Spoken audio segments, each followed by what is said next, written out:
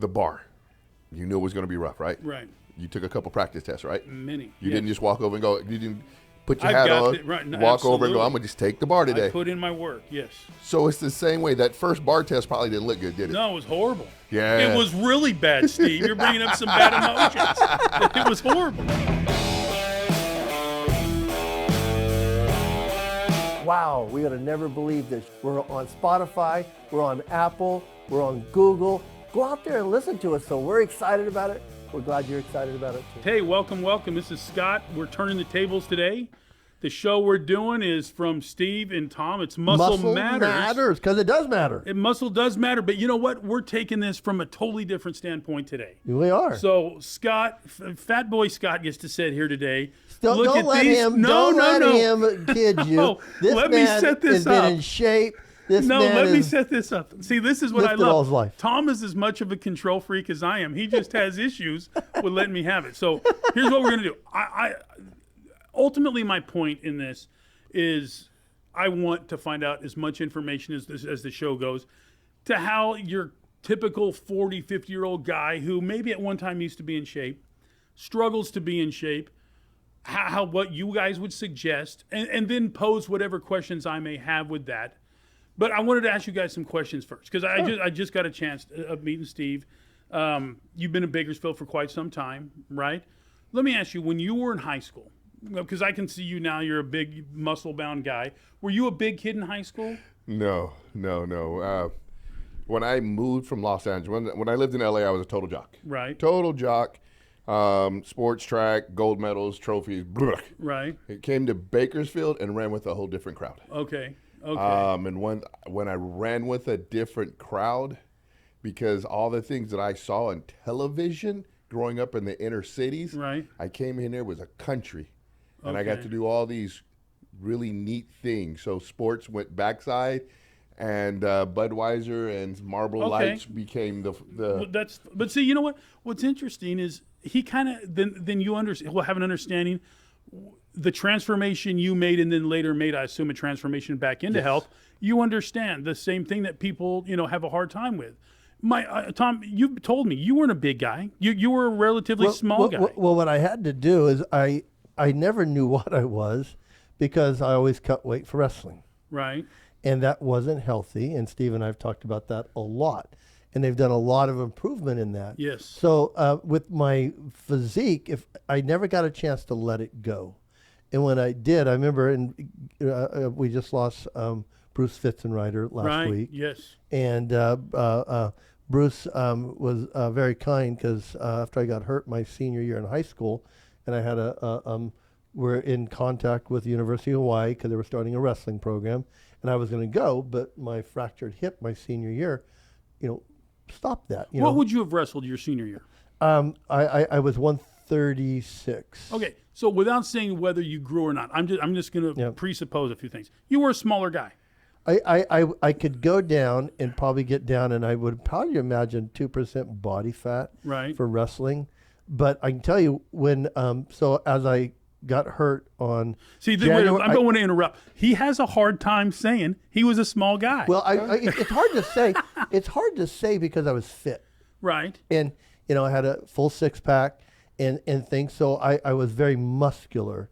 Right. But I'm only 5'9". Right. And so I was a young guy. So between January 2nd when I fractured my hip and January of 1976 to July, when Bruce Fritzenreiter called me and said, "Hey Tom, I'd like to see give you a spot on the Bakersfield College wrestling team." I go, "Bruce, I'm 220 pounds." Right.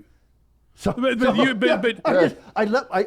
physique that was go. a built-up 220. What I'm talking like when my freshman year in high school, I stepped on the school. I was fairly thin and I weighed 170 pounds. Yeah.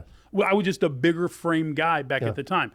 What I guess where I'm leading here is I was probably 120 my freshman year. At some point for both of you, you caught on lifting weights. It made sense. It did something for you. Steve, when you first got back into working out, what was it about lifting weights that either gave you that self-gratification or that thing that made you keep coming back? I remember exactly how much I weighed the day I started working out. 148 pounds. Okay. I was 17 years old, and my peer, like I always had a fascination of muscle. I'm trying to cut it Right. short. I've always had a fascination of muscles, superheroes, playing sports, growing up in the inner cities. Conan was my first Right. hero, so I read these black and white comics, blah blah blah blah. So a fascination with muscle has been there. It was one of my peers that got into working out first. He was in strong body at South High. Okay. East did not have a strong body class. Okay. And my peer, who sat in the passenger seat of my car every day, I'd pick him up every day. He got big before me, Really? and it was my Your peer. own looking at him, right? And I went, "Oh no, that's not happening." And because of that peer, and then I had a cousin that got big overnight, but that's a whole different ball game. And it's because of that peer that I got my first understanding, because nobody ever said, "Hey, this is how you That's live." possible. Yeah, Right. I just thought, reading comic books as a kid. Right. Conan didn't work out. You Right. just, hey, it happened. I But didn't wait, understand the so principle. there is a fascination with it, and all of a sudden you get the opportunity, right? What part of it early on that you felt started making it worth going back to the gym? I mean, it made you feel better, I assume. The girls might have looked at you a little more. There you go. That's always it, Scott. I know. For Isn't young it? boys, it's always it. Yes, yes. Always. The girls. And there's nothing wrong with that, because I think most of us get dictated by what the girls want, whether it's the football player, whether it's the academia. But muscles have always worked, haven't it? Well, there again, we could always go back to nature. I love to go back to nature. If you go into the wild, it's the male of the species that is more heavily peacock. muscled. Right, A little more yoked. right. I mean, you go through the animal peacock, that's species, right. and it's the way it is. I mean, a lot of people let you know in the lion community, the females do the hunting. The male just roars and looks pretty. So It's muscled up. So it goes back to sometimes that survival of the fittest, and it always is biology, isn't it? Well, let me tell you something. This is with the questions I wanted to gear toward. There is a trainer, I won't mention his name, in Bakersfield, and he does these videos all the time on social media that I laugh at, because I call them brosif videos. Like, he'll sit there and he'll show food or a drink, and he's like, "This is what you guys need to do today, brothers." He's kind of like a Hulk Hogan, and I watch him and I'm like, "Oh, that's hilarious," but it doesn't motivate me. I will tell you, about 6 months ago, I'm flipping through social media, and I see his page, and it said, "If I can do it, anyone can." And it showed these series of pictures of him 20 years ago. And he was heavy set. He was pretty fat. He admitted that he had, I think, issues with substances or drinking. And that was the one video that caught me. I'm like, you know what? That catches the everyday guy. When people look at well put together, fit guys or buffed out guys, it is intimidating, But when you sit there and you hear your story on where you started and what it took, and then what it would take for the normal guy. Let's consider me the normal guy. Well, with my story, Scott, people can't follow my story. I was never bigger or stronger than I was when I was 20 or 21. I never was. Right. I mean, I was 256. I was lifting heavy, and I just fell into it. That's why I'm saying my body, my blessing and my curse is I can get large, and I can have a relatively cut physique. People see me now at 66 and they think, "Oh, you're doing something," and I'm like, "This is just who I've been, all my life." Okay. So when I was there, I fell into something, and it was the fitness revolution. Sure. And it was a wave that I got to ride, but it was something that I was coming out of high school and just kept progressing on, almost to the point as I got caught up in the whole industry, and it chewed me up and spit me out. Right. Because I've got 2 health problems. I had stage 4 kidney disease, which is now stage 2. And I've, had a heart issue, which my anabolic steroid abuse didn't help. And we all know that anabolic steroids harden arteries, and that's Right. not good for, your aortic valve or your mitral valve or, whatever valve you're dealing with. It's just not good for. So I ended up falling off the horse when I ended my professional bodybuilding career. When you say falling off the horse, what do you mean? Well, I quit working out to the degree that I had done, and I had lost the passion for fitness because it was a commodity that I made money with and people made money with. So I went to the epitome and fell off the other side and said, I quit. Okay. And so I went back and said, I'm not going to do it anymore. And there was probably a period of a year and a half, 2 years where I really didn't train a lot. I was into another profession. This is where I want to start. What brought you back? So what brought you back to training? The love of the love of it. We all know, and I think it gets a little more technical than this. And Steve, this is where I always default to Steve. You know, the endorphins are addictive. You know, your body produces a very powerful endorphin, and when you work out, it kicks it up. It's called, it's a runner's high, or right. You work out, you do it. And I just started realizing that they're also talking about that there's another counter chemical impact that happens. They're calling it a hope drug. And they're saying your body releases this through intense muscular stress. And it's almost, I do it. And it's almost like the high of the endorphins, but they're saying it's not. It's one that produces hope. And I go into the gym in the mornings, and I'm always not motivated. Steve might be more motivated than me. But, a lot of times you use caffeine to kick in a little bit of, not motivation, but a little bit of energy. And then it pushes you through your workout, which then produces the endorphins. Okay, but let me back up. But I think it was one is the missing endorphin rush. What it is I could come into the gym even to this day, and I have a million things on my mind. When I say a million, I'm exaggerating. 2 or 3 things that are wearing me out. And I'm coming in, stress. And if I get to the gym, I can't remember what it was when I'm walking out. Right. I've worked out. Now I'm experiencing that endorphin rush. I love the rush of my muscles getting pumped, and I'm walking out, and I can hardly remember what that problem was. If I remember long enough, it comes right back. Well, see, if there's 100,000 people watching us today, maybe 20 are into weights, maybe 30 at the level you guys are. So that's what I want to let these guys know. What you guys do every day, it's easy to look at you and say, wow, that's the results. What I think would be important is for the audience to say, you know what? I might not be able to look like that, but I wish I was healthier. I wish I was a little bigger. I wish I was more fit. When you came back that year and a half, you didn't have a commodity on your brain or business. I wanted to get a little bit of that feeling back. Is that the word, Steve? So today, something happened to me that was very astounding. I came home and I've not walked. I was walking regularly because my dog, I have a new dog. We were walking just regularly, and it was good for me because that's something that they tell you to do when you have heart problems, right, is to walk. And then it got hot. So I started walking at night, and that lasted about a month. And then I quit walking, and so I was driving home today going, I got to get back to walking. And I hate doing it at the gym, Steve. That's that old school in you. Yes. And so if I walk, I want to go someplace. Right. If I do it with my dog, I'm better. So I pulled up the driveway, and I'll just tell you the way it is. I heard a little voice says, Tom, it's now or never.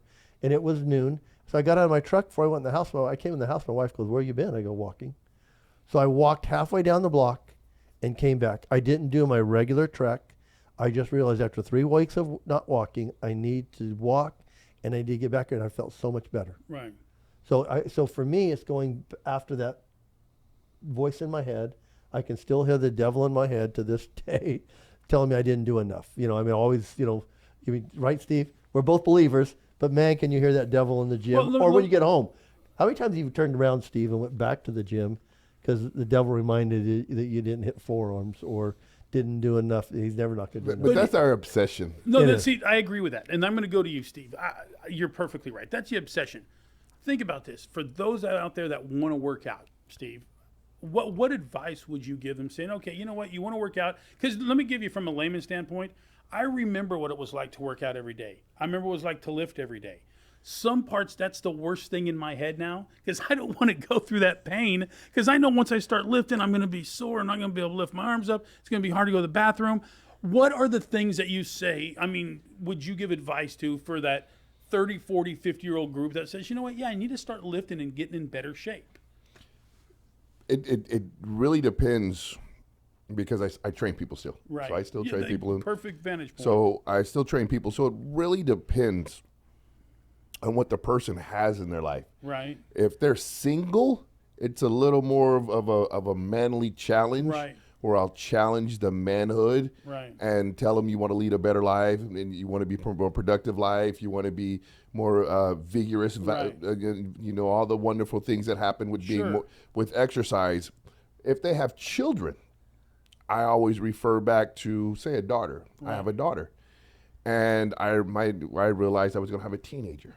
So one of the reasons I continue to lift heavy and big outside of competing is I knew I was going to have a kid in high school. I was going to have a daughter in high school. He wants to intimidate other males. I didn't want it. I didn't want it. The little boys come into the house. That's I one wanted of the duties. I wanted the natural fear of her dad. Right. I wanted that fear to be there. Yeah. So I'll talk to them about their kids, and then I'll say, you know, the boys. You know, I have grandkids Yeah, now. that's great. And my grandkids, they're older, and they're not older, but they're younger, and they're starting to get to that Right. active age, and they want to play around and goof around. Now, I still want to be able to go out there and do these things with them. Right. So everything I say, I'm looking for the reason, your reason. I normally ask you, what is your why? Right. And if I can find your why, I can build off your why. So if your why is I want to be healthier, then okay, cool. These are the reasons, and we'll build off a why. Right. But if a person doesn't have a why, I agree. it's really difficult, because now if you don't have a why, if it be it health, be it sickness, be it I want to be better, whatever Right. it is, if there's no why, It's a hard solution. yes, Probably. Right. because if there's no why, I mean, I remember when I was a corporate trainer and fitness manager, I have people buy $1,000 packages, Right. $3,000-$4,000, buy packages, work out 2 or 3 times because they didn't have a why, Right. and they were gone. You know, you raise a good point, Steve. You know, I tell you, talking about the grandkids. My kids on Father's Day took me to the U.S. Open golf tournament, and you know it's in Beverly Hills, and it was an undulated course. It's up and down, and you know I'm following them around. They're taking off. They're all between 25 and 30. They're taking off from hole to hole, and all I have is a cell phone, and I find myself as that young fat kid going, "Hey man, you need to slow down on the next hole," because every time I would walk across the course to get to the hole, they're off to the next hole. And I think most people, like if I came to you, my why would be, you know what? I don't want to feel this out of shit. You know, actually, it was the U.S. Open where I started saying, I need to start walking again. I need to start moving more.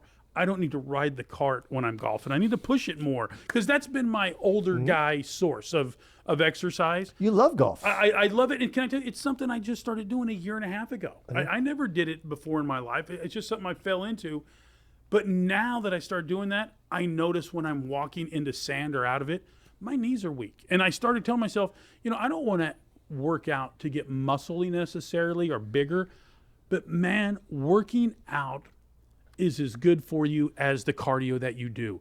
Keeping your muscles, I mean, I'll let you guys expound upon that, but what do you guys believe? The new science, and Steve knows more about this than I do, is that older guys, because I am an older guy, I'm 65, is the science is you need to keep a higher level of muscle mass the older you get, because that's what happens to people who get frail, Right. fall and break something, is Right. that they're not keeping. Now, I'm not saying that you've got to have, Herculean. Yeah. Right. but you just have to be, you need to keep stimulating your muscles, which means you have to challenge yourself to lift as much weight, right, Steve? Because as we get older, the body's going to get rid of the muscle. It's going to get rid of the skeletal muscle. Right. And if you're not doing anything to keep the density, be it muscle, be it bone, that was one of my things.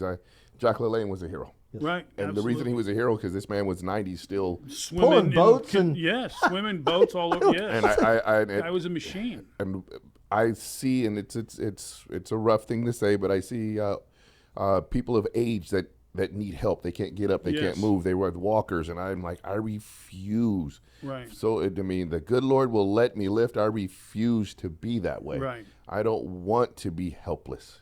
Do you believe at let's say 40 plus, it's more important when you work out to do heavy weights, or would you say no? I would do lighter weights and higher reps. What would you just, if you're thinking about building that skeletal muscle and not lose any muscle? At 40 plus, I would not recommend, especially if we're just getting off the couch and getting back into working out.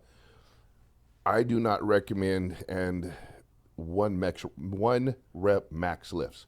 There are no PRs to be set. Right. Because any PR you set, you should have did it years ago. Right. When you're 22. Yes, Right. because our recovery time is not there. Right. We're breaking down more than we're building up. So there should be more of you want to lift heavier, but you don't want to get out below the 6 rep range. Okay. So you just want to have a good fight. Okay. You don't want to have a struggle. Okay. Especially if I you're love that, Steve. not. I That love is that. really Say good. that again, Steve. That you want to have a good fight, not a struggle. If Right. you're fighting, if you're struggling to 6 get to off 10 the reps type of thing. or- well, the 10 is the average. I mean, Okay. Weeder wrote that 3 sets of 10. Right. Weeder wrote everything. Oh, that's Yeah, right. My 100th routine. He goes, yeah, I did that when it's a Weeder Supermax set. I go, okay, Joe, you came up with it. Because our ligaments are going away, because our bones going away, Right. because our density is going away. You don't want to have something on your back and you walk back, because if you can have everything under the sun in your system, if we hurt something at 40 plus, Right. you can't just go throw some dirt no, on it. No, it's hurt. Yeah, and it's hurt. going to be hurt, and Right. it's going to bark at you. It's going to bark at you. It's going to bark at you. So at 40 plus, your mindset should be, I want to look good, be healthy, and be able to take care of myself. And what does that look like? Does that look like a 3-day-a-week workout? Is that generally a 4-day-a-week, or weights plus cardio? How would you find I that? always ask people, how many days in a week are there? 7. So if I work out 3, am I working out 50%? No, you're not. Okay.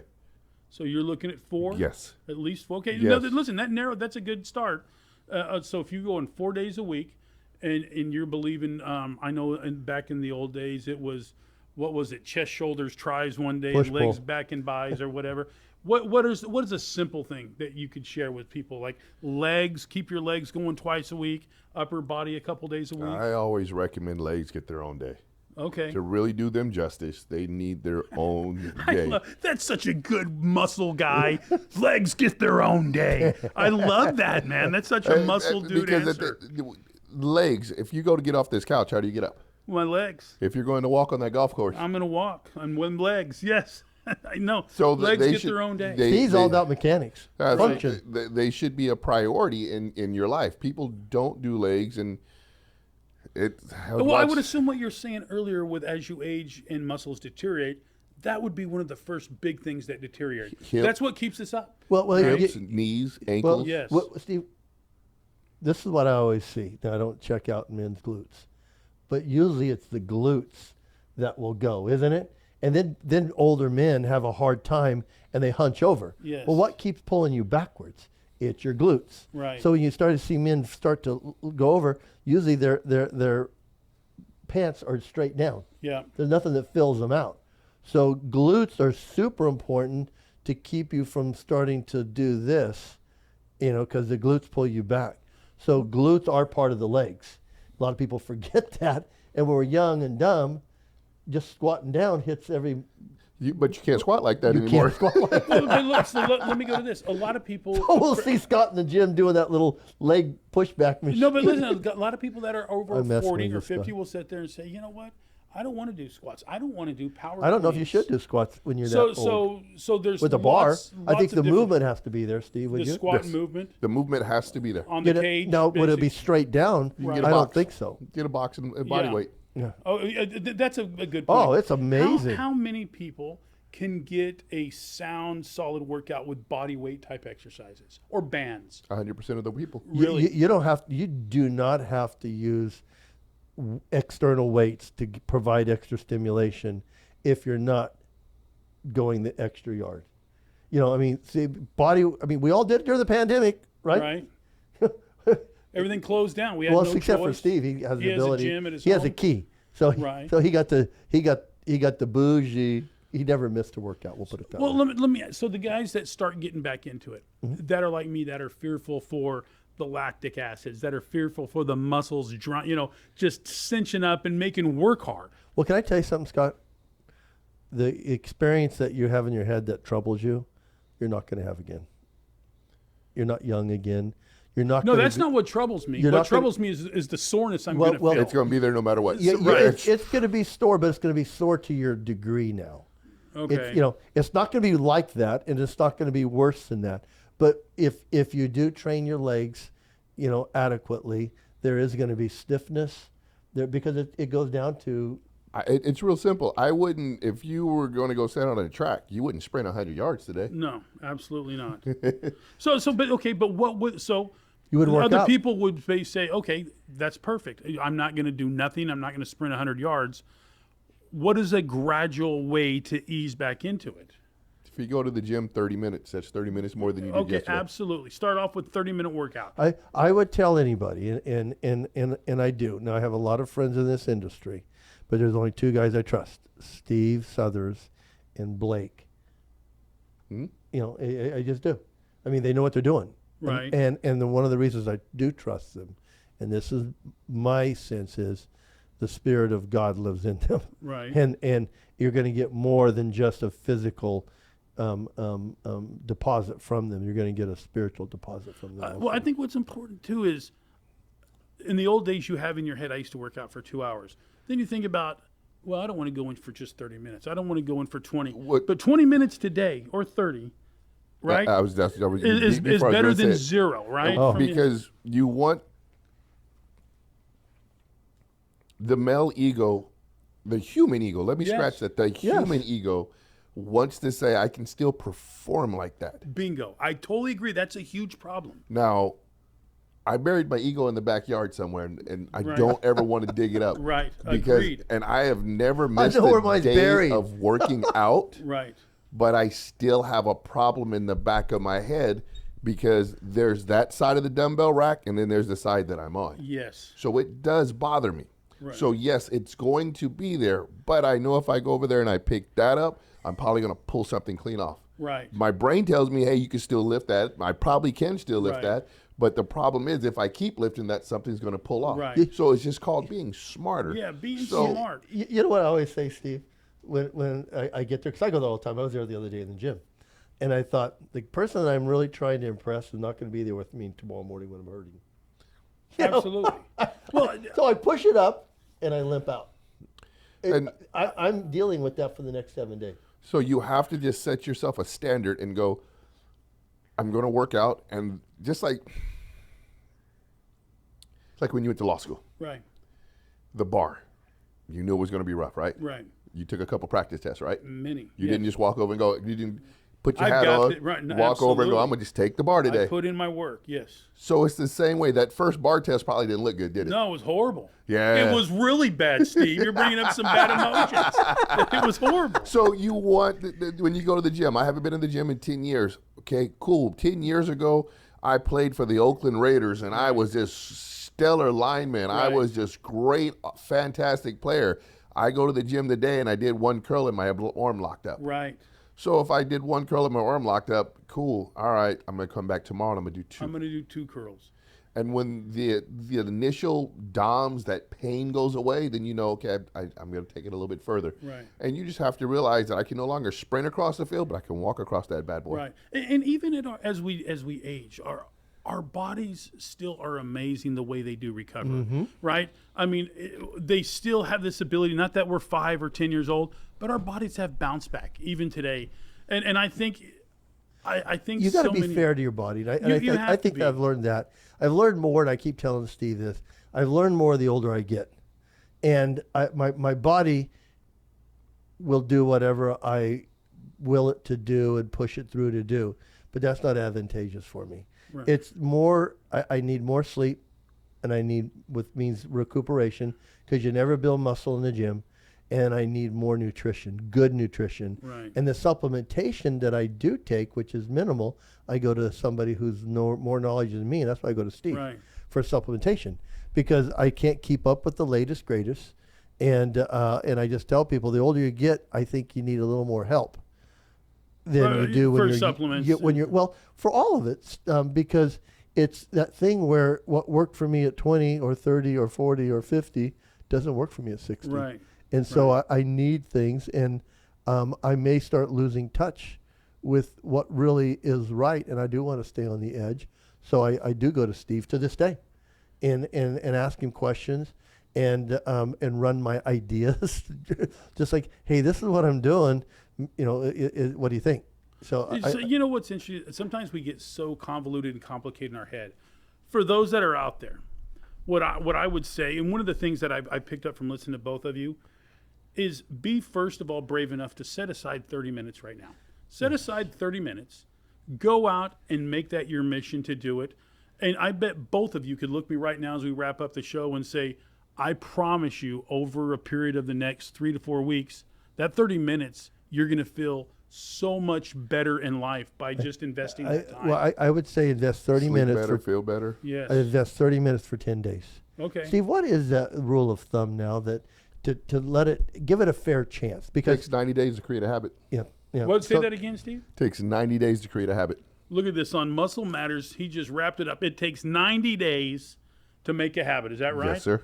Tom, any last words? Brother, I appreciate you Nope. letting me come here today. Hey, just keep out there and do something because it's worth it. And it is hard. It is hard to get to the gym. It's hard to motivate yourself, but it's hard because it's worth it. Right. And I think anything in life that's worth it takes a little extra effort. So Those are good words today, guys. Thank you very much. I'll be back soon.